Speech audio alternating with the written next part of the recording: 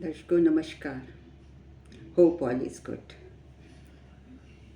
दर्शकों देखिए, वैदिक एस्ट्रोलॉजी में लग्न,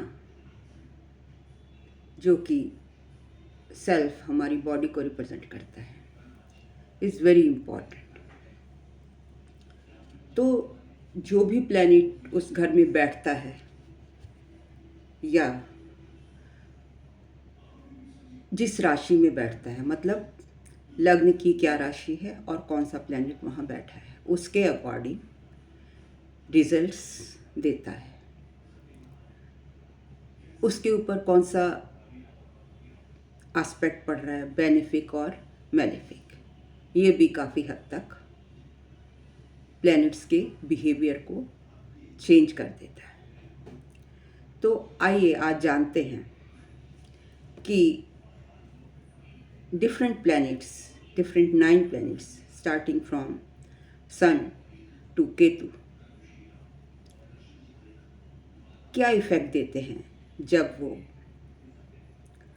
लग्न में बैठते हैं। तो देखिए,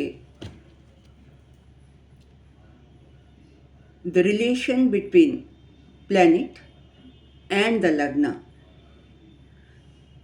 rashis is important. Owner of 5th and 9th houses in Lagna gives benefic results. मतलब कि लग्न में कौन सी राशि बैठी है, आपका कौन सा लग्न है और कौन सा प्लैनेट है, it is very very important. और 5वां घर और 9वां घर, this is very auspicious houses for the कुंडली, और ये हमेशा बेनिफिक रिजल्ट देते हैं। अगर 5th लॉर्ड लग्न में बैठ जाए या लग्न और 5th का संबंध हो, इसी तरीके से 9th लॉर्ड इन लग्ना, तो it is always auspicious and very benefic for the native.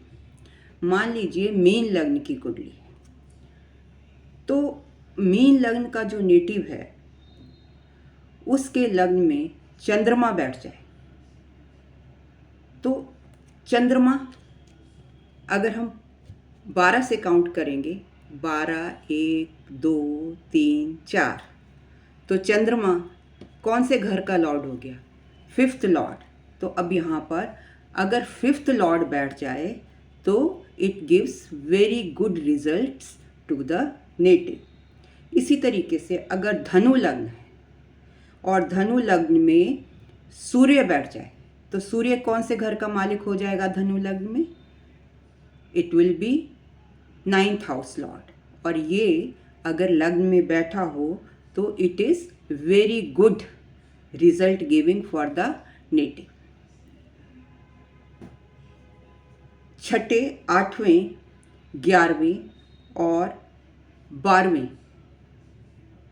Planets owing 6th, 8th, 11th and 12th houses are not benefic. मतलब जो इनके यहाँ पर बैठे होंगे प्लैनेट्स, उनके जो लॉर्ड होंगे, they will not give benefic effect.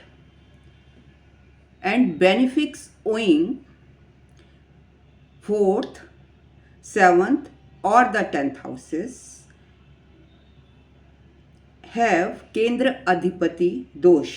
मतलब कि 4थे, 7वें और 10वें घर को अगर बेनिफिक रिप्रेजेंट कर रहे हैं, उनको बेनिफिक ओ कर रहे हैं, तो उनको क्या लगता है, केंद्र अधिपति दोष लग जाता है। दो the 11th Lord is benefic, क्योंकि लाभ स्थान है, हालांकि ये लाभ स्थान है किसके, और but it is benefic for चर लग्न। चर लग्न के लिए बेनिफिक होता है, लेकिन तब भी येट इट बिकम्स बाधक, जबकि ये बाधक भी होता है, चर लग्न के लिए ये बाधक भी है, but it is benefic. The third lord though not benefic, तीसरे घर को थ्री शेडाई जो हम कहते हैं lords, they are not benefic, तो वैसे ही third lord is not benefic and is neither malefic. मतलब इसको, ये हम बात कर रहे हैं चर लग्न की, तो ये क्या होगा, न्यूट्रल इफेक्ट देगा। अब देख लेते हैं सूर्य देवता जब लग्न में बैठते हैं तो कैसी पर्सनैलिटी देते हैं, क्या रिप्रेजेंट करते हैं, और नेटिव को हम कैसे पहचान सकेंगे कि जब सूर्य लग्न में बैठा है, या हम उसकी कैरेक्टरिस्टिक्स देख के कैसे पहचानेंगे कि ये सन गाइडेड पर्सन है।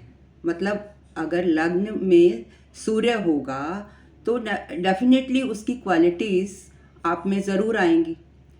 तो अगर सूर्य लग्न में बैठा है तो सबसे पहले तो जो आपकी बॉडी होगी वो बहुत स्ट्रांग होगी, स्ट्रांग स्टाउट, मतलब अच्छी बॉडी होगी, स्ट्रांग होगी, ऐसे आप ऐसे डेलिकेट से नहीं नज़र आएंगे।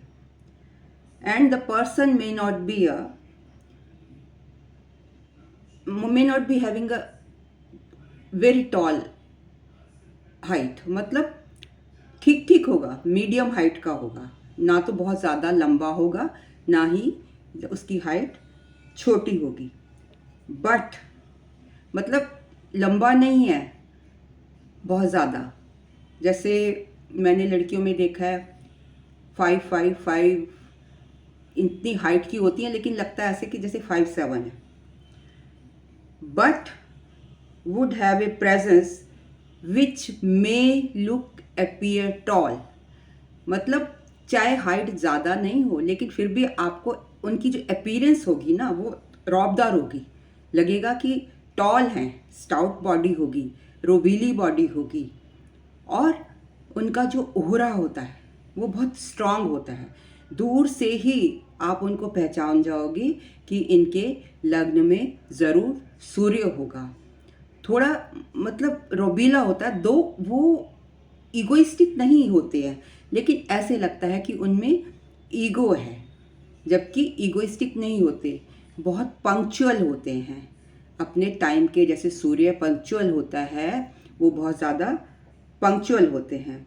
And there is likelihood for the native to become bald. और जैसे जैसे एज बढ़ती जाती है वो, मतलब अगर मैन हैं तो ज़्यादातर देखने में आता है कि बाल्ड हो जाते हैं, कम हो जाते हैं उनके बाल।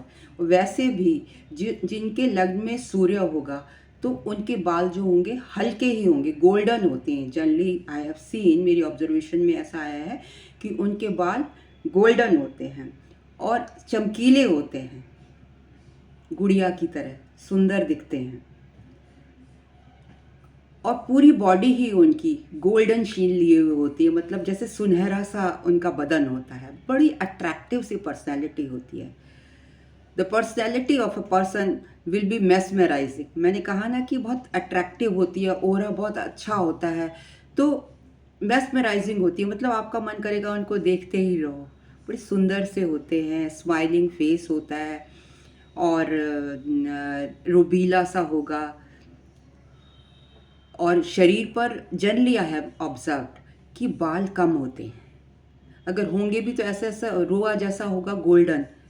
और मतलब आप लेडीज़ में जनरली ऐसा होता है कि उन्होंने वैक्सिंग ना भी कराई हो तो तब भी लगता है उनको, वैसे तो ज़रूरत होती ही नहीं, तो ऐसे लगता है कि उनके बाल हैं ही नहीं, ऑलरेडी उन्होंने वैक्सिंग कराई हुई है। These are all my observations. और आंखें कैसी होती है, मतलब उनकी आंखें बड़ी क्वालिटी होती है उनमें, जो उनका एक्सप्रेशन है ना बहुत अच्छा होता है। They have a quality eyes, मतलब चाहे वो बहुत बड़ी नहीं होती हैं लेकिन उनमें एक्सप्रेशन होता है। डायनेमिक क्वालिटीज़ होती हैं, एक राजा जैसी क्वालिटीज़ होती हैं। जब भाई सन आ गया तो सन तो खुद ही राजा है। तो राजसी भोजन खाएंगे, अच्छी अच्छी चीज़ें उनको पसंद होंगी, गाड़ी होगी तो उन्हें अच्छी गाड़ी चाहिए। मतलब इस तरह की कि अगर सूर्य अच्छी पोजीशन में बैठा है तो इस तरीके की उनकी दानी होते हैं, चैरिटेबल होते हैं, और थोड़ा सा उनमें थोड़ा उनका नेचर थोड़ा गुस्सा जल्दी आ जाता है। मतलब अपने गुस्से को थोड़ा सा उनको कंट्रोल करना चाहिए। शॉर्ट टेम्पर्ड होते हैं और जैसे गुस्सा आया फिर वो उसको कंट्रोल भी कर लेते हैं थोड़ी देर बाद। मतलब फिर हो जाएंगे कि जैसे फिर नेचुरल मतलब दिखेंगे आपको। मतलब गुस्सा आता है एकदम से उबाल की तरह आता है। और जो उनका पैसा होता है वो उसको ना, क्योंकि पब्लिक से जुड़ा हुआ होता है सूर्य। अब आपने देखा होगा सवेरे सवेरे सूर्य देव निकल आते हैं, सारी दुनिया को सुख देते हैं, सब रोशनी देते हैं, उजाला देते हैं, सोल के कारक हैं। और सारा वनस्पति अगर सूर्य ना हो तो हम ये वनस्पति जगत कैसे बनेगा? नहीं बन पाएगा, कुछ भी नहीं होगा संसार में। तो इनकी प्रेजेंस से लाइवली, जहाँ भी जाएंगे तो वहाँ लाइवली एटमॉस्फेयर हो जाएगा और अच्छे कामों पर ये अपने पैसे को लगाते हैं। जो जिसका उसमें लग्न में सूर्य होगा तो that person will be very determine. उसका डिटर्मिनेशन स्ट्रांग होता है कोई भी काम के लिए, और वो हमेशा विनर रहता है। Is a born winner. But थोड़ी सी दया भावना कहते हैं कम होती है। देखिए, अब दया भावना वैसे कम नहीं होती, लेकिन जब सूर्य है ना, अब वो राजा है, अब इतना गिर तो नहीं सकता ना, चैरिटी भी करेगा, सब कुछ भी करेगा। और जब आपको जस्टिस देना है तो वहाँ पे इंसान को थोड़ा सा क्रुएल्टी शो करनी पड़ती है, क्योंकि वो उसका काम है। मतलब जब तक आप थोड़ा सा अपना वो नहीं रखोगे, रौब नहीं रखोगे, तो आपकी कोई नहीं मानेगा। और अगर मेलिफिक इन्फ्लुएंस हो सूर्य का लग्न पे तो फिर आपको आई ट्रबल भी हो सकती है, क्योंकि सूर्य आई का कारक भी है। और अगर ये मेलिफिक मतलब आई मीन वीक स्थिति में बैठा है तो ये आपको पुत्र दोष भी दे सकता है, अगर सूर्य आपका अच्छा नहीं बैठा है। अब बात कर लेते हैं चंद्रमा की। जब चंद्रमा आपके लग्न में बैठता है तो आपकी पर्सनैलिटी कैसी होती है? बड़ी सॉफ्ट सी पर्सनैलिटी होती है। बड़े आप मतलब ऐसे लगता है कि मतलब चेहरे पे बिल्कुल भोलापन सा, सॉफ्टनेस सी होती है। और फेस कैसा होता है? राउंड होता है। और आंखें आपकी ऐसी होती है जैसे सोई सोई आंखें, ऐसे मतलब बड़ी सोई सोई आंखें में भी बड़ा तेज होता है, बड़ा कईयों को बड़ी लुभाती हैं। और लेकिन ये लोग मूडी होते हैं, क्योंकि जो चंद्रमा है वो हर रोज़ चेंज होता है। आई मीन 2.25 दिन एक राशि में रहता है, तो 2.25 दिन रहता है, तो फिर ये जनरली 2.25 दिन होता है। तो ये क्या करते हैं कि ये चेंज हो, क्योंकि जल्दी जल्दी सबसे फास्ट मूविंग प्लैनेट है, चेंज होता रहता है। तो इसके भी जो मूड स्विंग्स होते हैं, मूड चेंज होता रहता है। जिसके लग्न में चंद्रमा होगा बहुत दयालु होता है, बहुत काइंड होता है।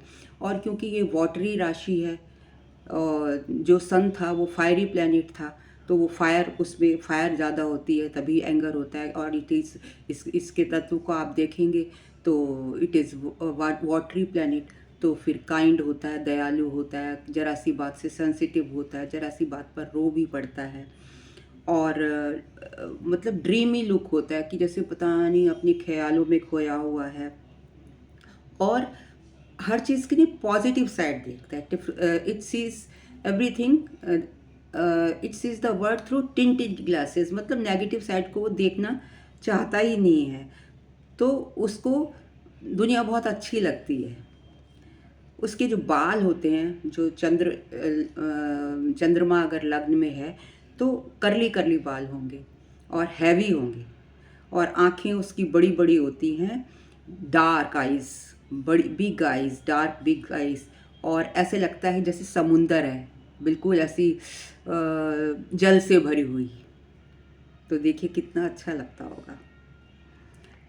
और बहुत सॉफ्ट स्पोकन होता है और लोग ना उसको बड़ी जल्दी सी लोगों की बातों में आ जाता है। लोग उसका ना बुद्धू बहुत जल्दी बना लेते हैं, जैसे कहते हैं वैसे वो उनकी बातों में बह जाता है। बाय नेचर वो बड़ा काइंड होता है और जनरली दूसरों के प्रति बहुत एम्पैथी रखता है और जेंटल अपीयरेंस होता है उसका, इम्प्रेसिव होता है, जेंटल होता है। जैसे कि मतलब सूर्य से बिल्कुल ऑपोजिट होता है। सूर्य थोड़ा सा आपको इगोइस्टिक लग सकता है, एग्रेसिव लग सकता है, बट ये बहुत ही जेंटल नेचर का व्यक्ति लगेगा आपको, वेदर मेल और फीमेल। और चंद्रमा जब लग्न में होता है कौन सी राशि में, मेष राशि में, वृषभ राशि में या कर्क राशि में, तो आपको आई प्रॉब्लम हो सकती है। आपको ईयर ट्रबल भी दे सकता है, स्पीच प्रॉब्लम भी दे सकता है। अगर कब से दे सकता है, अकेला है तब नहीं, अगर it is associated with malefics then, और अगर इसके ऊपर बेनिफिक इन्फ्लुएंस है तो ये इन सब की इंटेंसिटी को घटा देता है। अगर वैक्सिंग मून है तो वैक्सिंग मून बेनिफिक है, the moon is waxing and is benefic, where is the waning moon, जो वेनिंग मून है, जो घटता हुआ चंद्रमा है, वो मेलिफिक होता है। और वैक्सिंग जो चढ़ता हुआ बढ़ता हुआ चंद्रमा है तो वो बेनिफिक होता है। अगर आपका चंद्रमा स्ट्रांग है तो आपकी आयु भी, लॉन्गिविटी भी अच्छी होगी और ये आपको वेल्थ और बॉडी लस्टर देता है। अब बात कर लेते हैं मंगल की।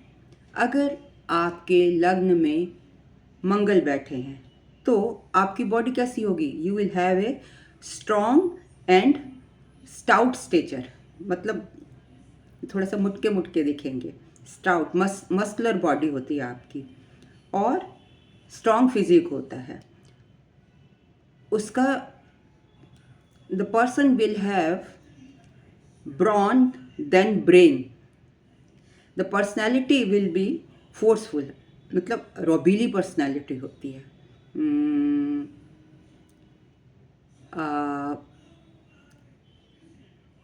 आप मुझसे भी थोड़ा बहुत जज कर सकते हैं बिकॉज मेरे लग्न में तो मार्स नहीं है, बट माय लग्ना लॉर्ड इज मार्स। और नेचर कैसा होता है? बाय नेचर थोड़ा दे आर सेल्फिश, जिनका लग्न में मार्स होगा। मेरे लग्न में मार्स नहीं है, बट मेरी जो लग्न की राशि है वो मेष राशि है, तो माय लग्ना Lord is Mars, but its qualities also depend on the nakshatra to which you belong, and my nakshatra is Hasta, that is moon. So मिली जुली क्वालिटीज़ हैं। तो इसी तरीके से अगर आपके भी लग्न में मार्स है तो आपकी बॉडी स्ट्रांग होगी और मैस्कुलर बॉडी होगी। लेकिन टोटल प्रिडिक्शन करने के लिए आपको मंगल किस नक्षत्र में बैठा है ये देखना भी ज़रूरी होगा, जिसका मैं डिटेल में वर्णन अगले वीडियोस में करूँगी। आज मैं सिर्फ उनकी क्वालिटीज़ आपको बता रही हूँ।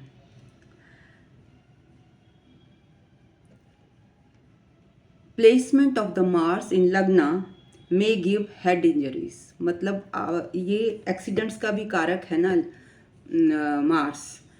तो काल पुरुष की कुंडली में ये 8वें घर को भी रिप्रेजेंट करता है जो एक्सीडेंट्स शो करता है। तो sometimes it may give head injury if it is in लग्न। The person may be hard hearted but will be daring and do courageous acts. Courage तो होती है इन लोगों में और अपनी मदर से बहुत प्यार करते हैं। ज़िंदगी के जो शुरुआती टाइम है, मतलब जो बचपन है, हो सकता है कि बहुत अच्छा ना गुजरा हो। आपको टूथ ट्रबल हो सकती है अगर मंगल लग्न में है, और स्टमक एक भी हो सकती है। मंगल अगर लग्न में बैठा है तो it is also called Kuja dosha, मतलब आप मांगलिक हैं। Therefore there will be hindrance in married life. मांगलिक दोष होने के कारण आप, ये सीधा 7वें घर को देख रहा है, तो आप ऐसा कहा जाता है कि मैरिटल लाइफ में कुछ डिस्टरबेंस हो सकती है। लेकिन मैंने एक वीडियो डाला है कुछ दोष पर, मांगलिक, कि उसको कैसे मतलब हम कंसिडर करते हैं। जनरली लोग कहते हैं कि मांगलिक दोष अच्छा नहीं होता, बट मेरे हिसाब से वो दोष नहीं है, एक आपकी क्वालिटी है, जिसको मैंने एक मंगल पर वीडियो डाला है मंगल दोष के बारे में। तो आप अगर उसको पढ़ेंगे तो उसकी सही पोजीशन को समझ पाएंगे, क्योंकि मंगल क्या है, प्रोटेक्शन है। 7वें घर में वो आप अपने परिवार के लिए, अपने स्पाउस के लिए, अपने फैमिली के लिए, अपने पार्टनर के लिए प्रोटेक्शन देगा। और जब प्रोटेक्शन देनी होती है तो बंदे को थोड़ा सा एग्रेसिव होना पड़ता है, तो इसलिए कहा जाता है कि ये कुछ दोष है। बट मेरी ओपिनियन से, मेरी ऑब्जर्वेशन से, जब तक आप थोड़े से एग्रेसिव नहीं होंगे, थोड़े से प्रोटेक्टिव नहीं होंगे, तो आप अपनी फैमिली को, अपने स्पाउस को या अपने पार्टनर को कैसे फेवर कर सकते हैं, कैसे बचा सकते हैं। क्योंकि कई बार ये भी हो सकता है कि आपका पार्टनर थोड़ा सा बोलने में वीक हो, ना वो इतना बोलता हो, उस जस्ट ऑपोजिट हो आपके नेचर का, तो तब किसको प्रोटेक्ट करना पड़ेगा? आपको ही करना पड़ेगा। तो प्लीज़ आप मेरा वो वीडियो ज़रूर देखिएगा। और जो मंगल जिनका लग्न में होता है, वो लोग वो यंग लगते हैं, अपनी उम्र से छोटे लगते हैं बहुत टाइम तक। बट ये जो है, मे नॉट एक्यूमुलेट वेल्थ, ज़रूरी नहीं है, पर हाँ ये बात तो है, वो पैसे को इकट्ठा नहीं कर पाते,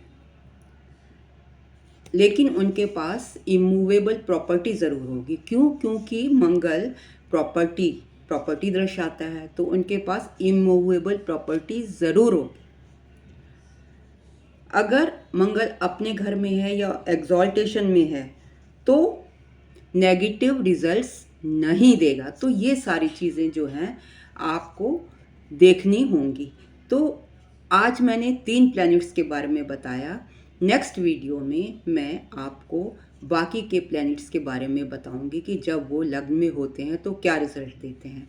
तो if you like my video, kindly like, comment and share, and in case of any consultation, you can contact me at snehkapoor1812@gmail.com.